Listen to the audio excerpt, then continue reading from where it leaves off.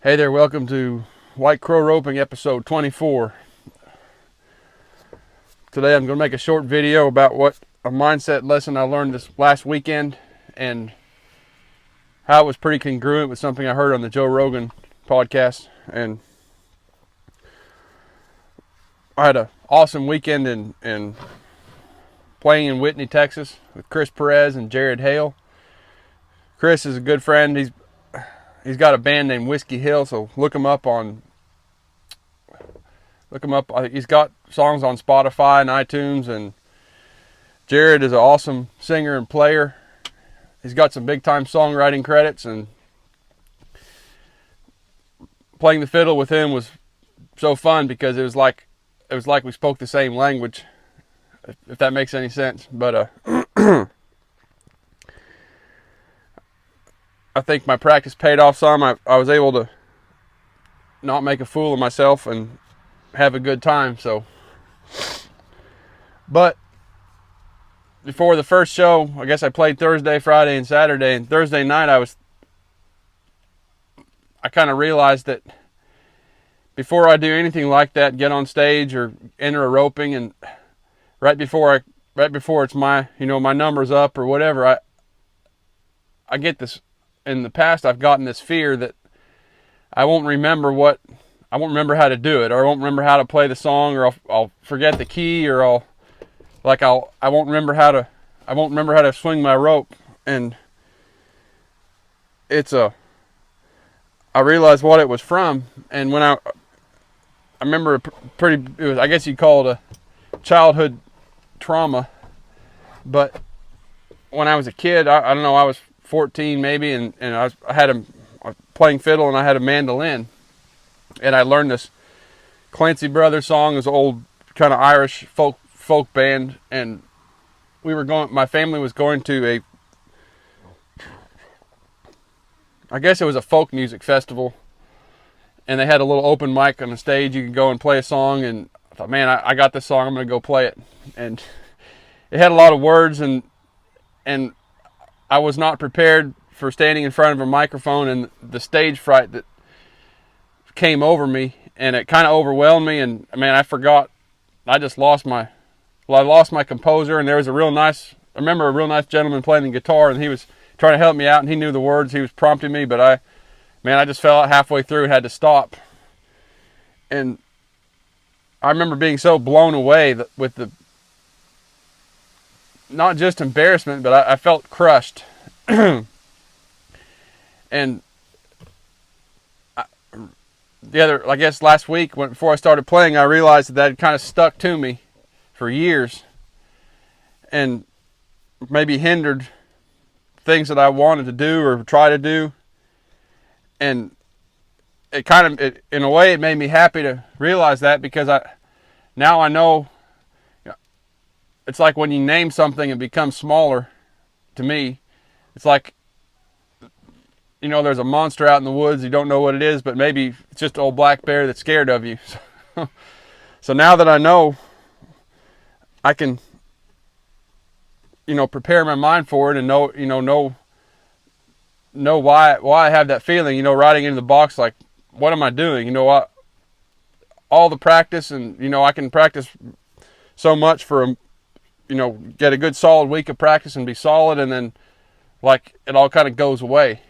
But I say that, hopefully that's all in the past now that nothing ever goes away immediately, but just knowing what it is, I think, is going to help me. So that's kind of a humbling story, but it's true. So I hope, if you've had trouble that way, breaking down under pressure, maybe there's something like that you can kind of call out in your mind, and with thinking about it and talking about it even to yourself, it might help to alleviate some of the stress. And with all that said, I rode back from Texas on Monday morning and got into roping on Monday evening. And I hadn't ridden my horse but once that week. I'd maybe roped the last Wednesday, practiced, and I more or less struggled getting with my black horse, getting him to ride the position, and I turned some steers, but it wasn't real pretty. But the guy that runs the roping is a friend of mine, and he told me that I was letting my horse in too tight and just stopping my hand when I threw, like I was getting all jammed up and instead of, riding to my spot and making my horse settle and then throwing my rope, it didn't have to be real fast. So after the second round, or after the first round, then I roped a little better, and I was able to, I came back second high call, and first team missed, and I rode in knowing, for whatever reason, I've always been roped my best in the short round, which I think is a good thing, but I never really thought about why.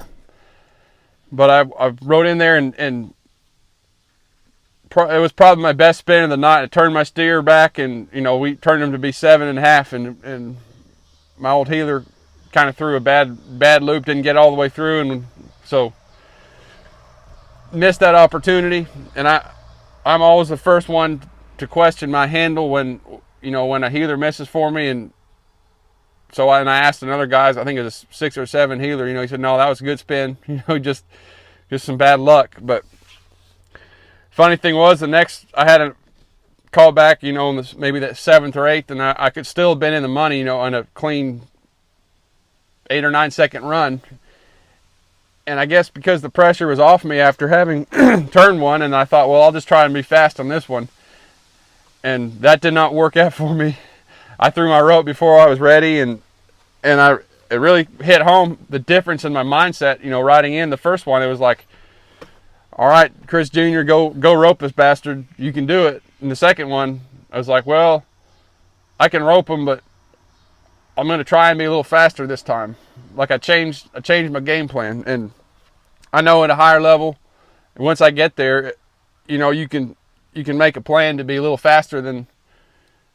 If you, depending on the situation, you might have to say, well, I've got to be 7 to win, when I'm going to turn this one as fast as I can and not get in your head. But where I am at now, I think it's better for me to stick to that, just more or less relaxed and realizing, just go rope the steer and let the chips fall where they may. And I wonder too, if because in the past, like I was talking about before with stage fright and getting scared that I'm going to forget how to do anything, or whenever I've gotten to the short round before, it's like I get such a flood of adrenaline or something that the only thing I can do is to breathe. Breathe and almost say a prayer like, thank you, Lord, for this opportunity, and I trust you'll help me do my best. And with somehow it's not always, but for the most part, when I've gotten into the short round, I've turned the steer pretty good. And so I think that's something that about my game that I think is a good thing. And I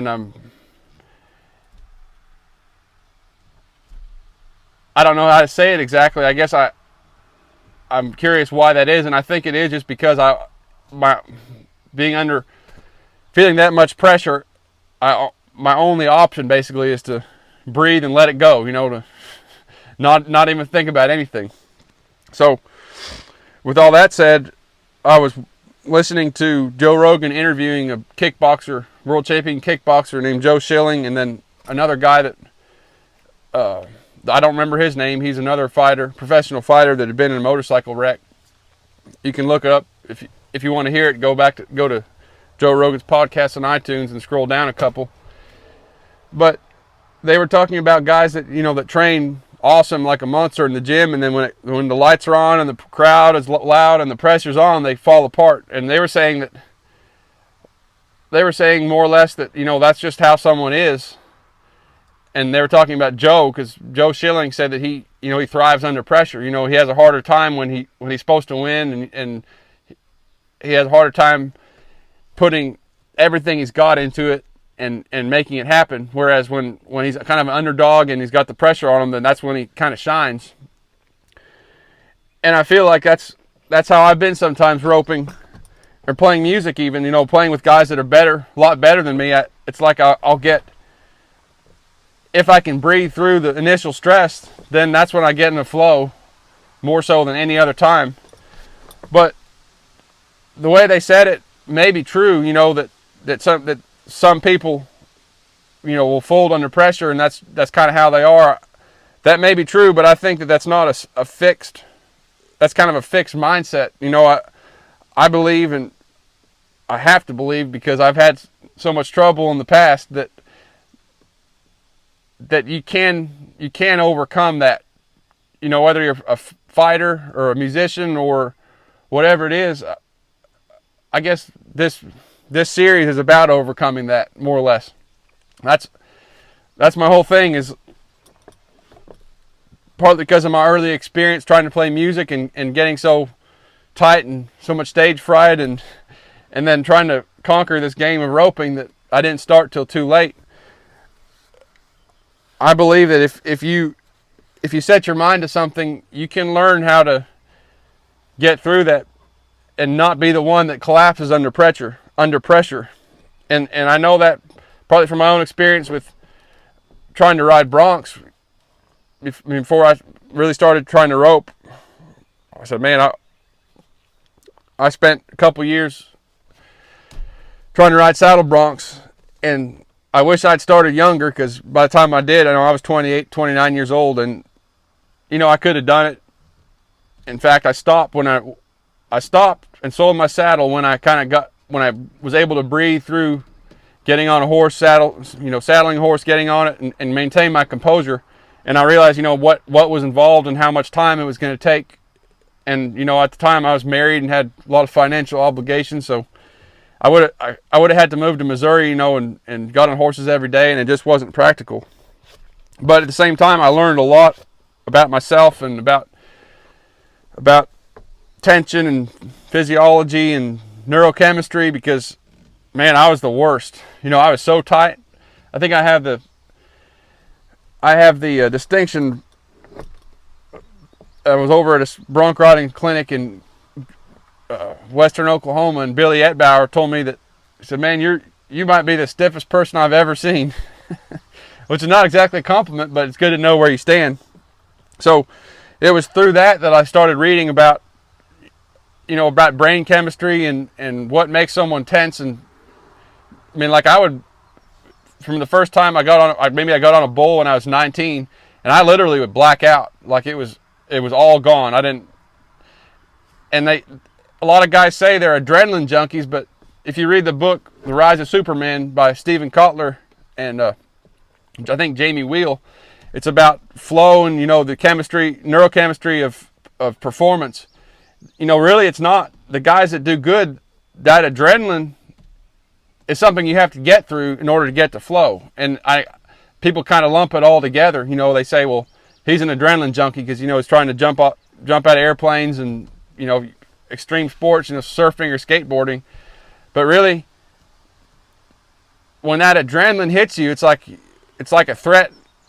It's a threat response, you know, fight or flight response.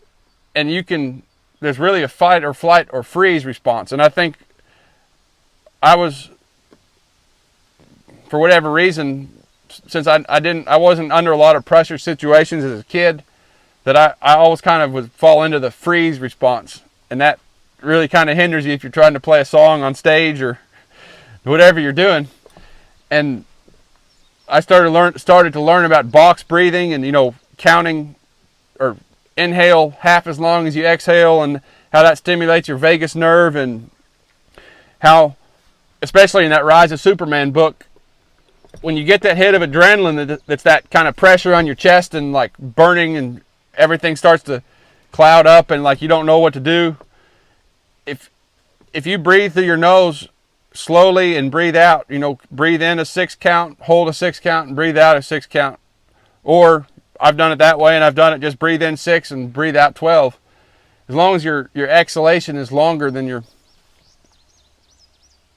inhale, and breathing, then it's like you take that adrenaline and more or less turn it to your, like,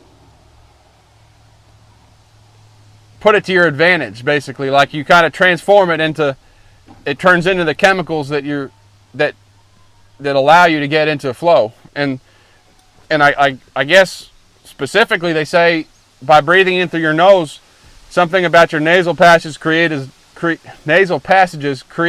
nitrous oxide, and that nitrous oxide is like a catalyst to turn the epinephrine, norepinephrine, or whatever it is that your body creates under stress, and turn that into all the serotonin and basically the cocktail of chemicals that feel so awesome when you perform at your best and you get into flow.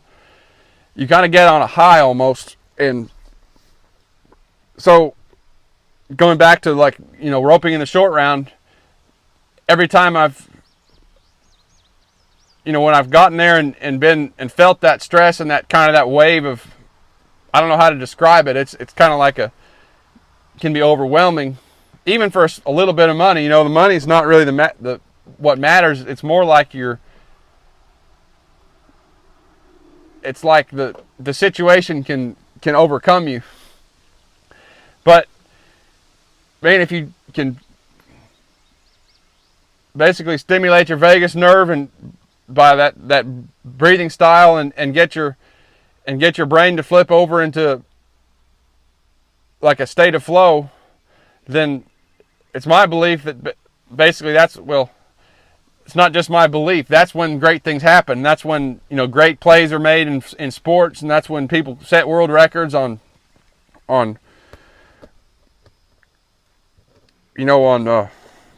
skateboards and surf 50-foot waves.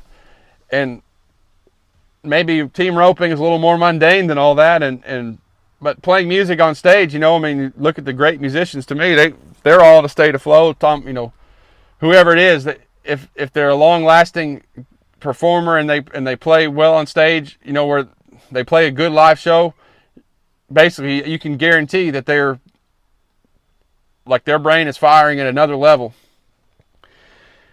So, with all that said, man, I appreciate you watching this far. Thanks, you guys that have been sharing my videos on Facebook. It means a whole lot, and I really appreciate it. And going forward, I'll try to explore this idea more of flow and how it applies to me, and maybe it'll apply to you. And hopefully through this, we'll all learn something. So thanks again for watching.